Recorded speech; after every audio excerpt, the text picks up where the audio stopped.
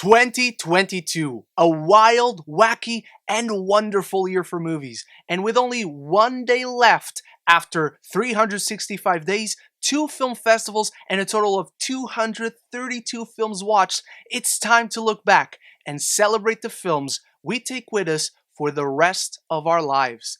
This is my top 12 best movies of 2022.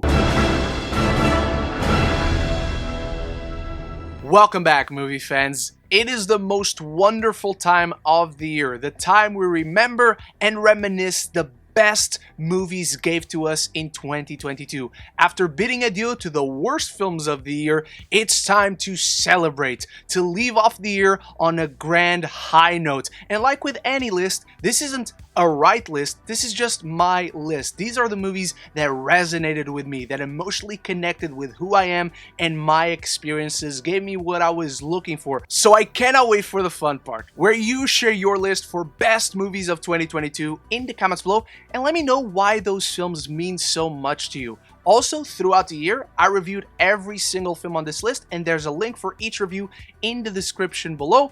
Why 12 movies this year? Because 2022 was amazing, and celebrating good movies is never enough. So here we go.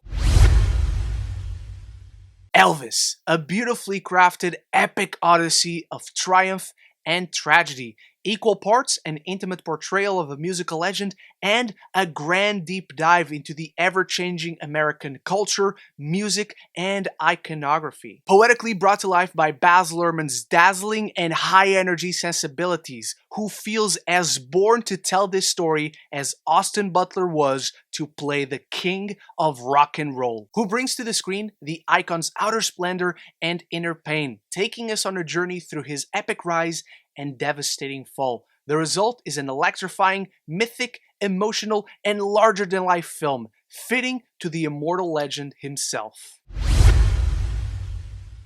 The Son explores generational trauma and parental struggles in an earnest way, highlighting Florian Zeller's naturalistic sensibilities as a director. It wouldn't be my list if there wasn't at least one unpopular opinion. And The Son is just one of those cases where I watched a different movie than everyone else. This is a harrowing and authentic portrayal of depression. Not just how it affects one person, but how it corrodes a family from within. How it eats away not only at us, but those around us in a beautifully humanistic portrayal of earnestly flawed characters in a narrative that understands not to point fingers, but to hold everyone accountable. Obviously, this is one that hits very close to home and that makes me see myself on screen a lot. Zeller's compassionate storytelling deeply affected me. His layered tale on depression's corrosive effect is stripped of all the pomp and circumstance and just allows the humanity to shine through in all its beauty and devastation. The Menu, a twist of the light that had me laughing, gasping, and contemplating how its brilliantly layered satire holds such a truthful mirror to reality in one of the year's best scripts, one that has no fat to be trimmed. This claustrophobic thriller, where Ralph Fiennes is at his creepiest, is as entertaining as it is unpredictable, interweaving dark humor, shock value, and juicy social commentary. It is a nearly tense, meticulously crafted, and excruciatingly unnerving experience, specifically designed for my fucked up palate. Women Talking is an emotional knockout, thanks to Sarah Polley's caring direction and thoughtful script, allowing her perfect ensemble to shine with each aching monologue and silent moment of warmth. Thematically potent conversations build up a gritty sense of stakes, and a single location only reflects the uneasiness and isolation of the characters' lives. It's captivating with each vulnerable performance and at every gorgeous yet tense frame. Thor, Love, and Thunder. Perhaps the year's most divisive film, but one bursting with emotion and sincerity. A rock ballad cosmic adventure that wears its heart on its sleeve, where Taika Waititi's distinct voice is at the very core of this film, containing his free-spiritedness and life-affirming sensibilities on top of terrific MCU spectacle. The humor may be more outrageous, but the emotional integrity of the narrative is never compromised because the characters are the very heartbeat of this movie. The theologically compelling gore is terrifying yet sympathetic. His journey beautifully contrasts Jane Foster's, and the romance between her and Thor has never been more grounded, relatable, or heartfelt. Carrying the grief theme of Phase 4, it's a cathartic story on loss, a plea to cherish what we have and those we have. A beautifully told love story bursting with heart. Thank you, Taika Waititi. Bones and All, yet another strange love story. Luca Guadagnino's most vulnerable film yet finds truth and empathy in the most challenging of stories with the most challenging of characters. The blending of gore and horror undertones with the romantic context is surprisingly touching and moving, thanks to Guadagnino's sensible direction and the delicate performances from Russell and Chalamet, eliciting the rawest of emotions and really ripping your heart out. A richly layered tale on addiction, isolation, and monsters that compellingly explores our very human and eternal search for connection. Glass Onion. Rian Johnson has perfected the whodunit, cementing Benoit Blanc as the quintessential modern movie detective with a sharp, clever, and intellectually engaging script that is one of the best of this entire year. He offers so many layers to dissect, so many hints, clues, misdirects. You feel like you're a part of this wildly entertaining cast who all manage to be memorable in their own way. Along with the championing directing and writing, the editing and score are so precisely detailed. The score becomes a character onto itself. And while it's one of the most entertaining films of the year, one of the funniest films of the year, it manages to also be tense and unpredictable until the very last moment. Rian Johnson's mystery is an intricately layered, sharp, hilarious, and meticulously crafted, sun-drenched romp. The Northmen, a stunningly immersive tale on choice, vengeance, and fate, cementing Robert Eggers as one of the great directors of all time, and with Alexander Skarsgård at his most brutal, yet vulnerable, in a nuanced performance that does not get the credit it deserves. This classic tale is rejuvenated and told with a distinct Robert Eggers sensibilities. The action is superb, the scale massive, the intricacies welcome surprises, and the characterizations rich, leading to one of the most satisfying and spectacular climaxes in recent cinema history. Its mix of emotionally driven narrative with mythological themes and undertones make this one blood-soaked epic for the ages with unexpected but profound spirituality, delivered with Eggers' distinct voice at his most ferocious and primal.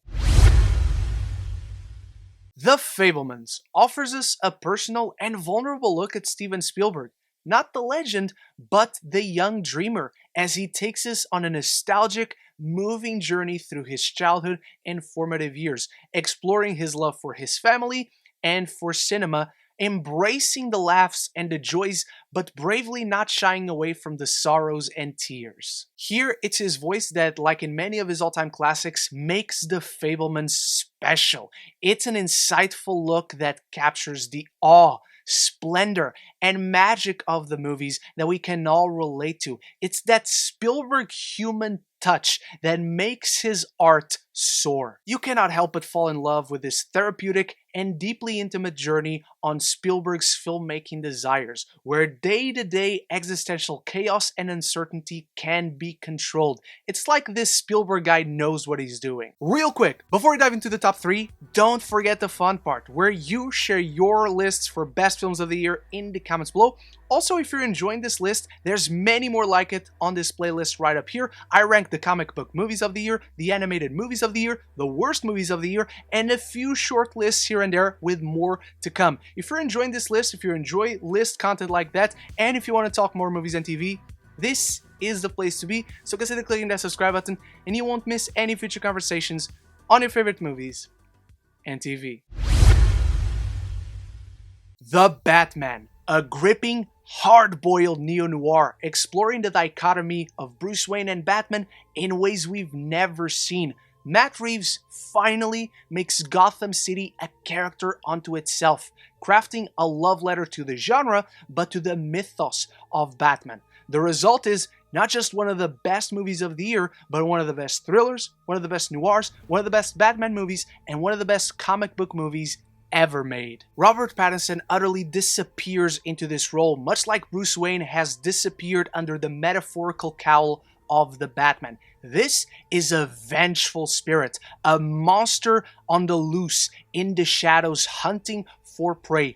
Batman is unrelenting and unstoppable in this film, and I love this portrayal of the out-of-control monster in his early years. Michael Giacchino's impeccable score is only the cherry on top of this very comic booky movie that manages to still be grounded, have emotional weight and dramatic heft at every action scene and every dialogue exchange with such rich characterizations. It's a thrillingly crafted, perfect marriage between the comic book mythos and the cinematic storytelling of a neo-noir.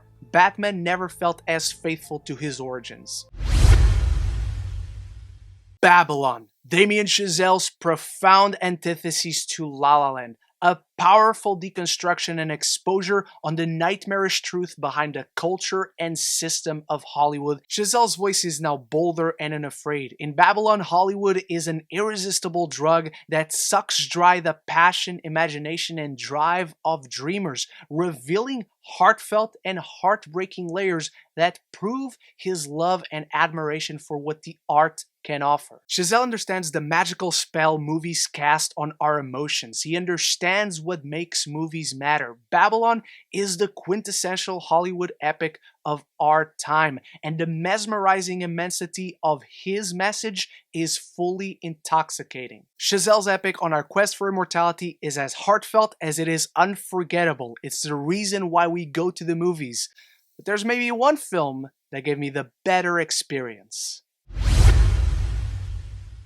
Top Gun Maverick, now one of the definitive blockbusters of our generation, and I never thought my expectations could be met, let alone far exceeded. Surprisingly, this fun, entertaining blockbuster also turned out to be a mature and introspective analysis on the importance of the big screen experience. Tom Cruise's drive and ambition are the heart and soul of this film. He genuinely delivers one of his greatest performances as Maverick because so much of this film is character. So much of this film is a discussion on legacy, on risk-taking, on ambition, on boundary pushing, and so much of that is the mistakes that Maverick made throughout his life, and so much of it is Tom Cruise's unshakable belief in reaching for the impossible and the boundary-pushing filmmaking that he excels in.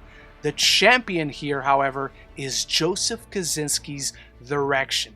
This entire film is meat and potatoes filmmaking. It's all a compiling of stakes. It's all an establishing of danger, of relationships. It makes us care for the characters, the interpersonal dynamics and turmoil, interweaving this human melodrama. So when we get to the third act and have essentially the Death Star assault from Star Wars, you are on the edge of your seat. It's one of the most exhilarating, cutting-edge, jaw-dropping visual spectacles ever put to film. So all those emotional beats are paid off. All those story threads come together in satisfying ways. It's as genuinely entertaining as it is sincerely heartfelt and emotional. It is the quintessential blockbuster of our time. Kosinski's Top Gun Maverick crafts a gritty and sophisticated balance between exhilarating, ambitious action and intimate characterization. It is one of the greatest cinema experiences I have ever seen, and so Top Gun Maverick comes in at number 1. That is my best movies of 2022. I had to shout out 12 because this was a damn good year for movies.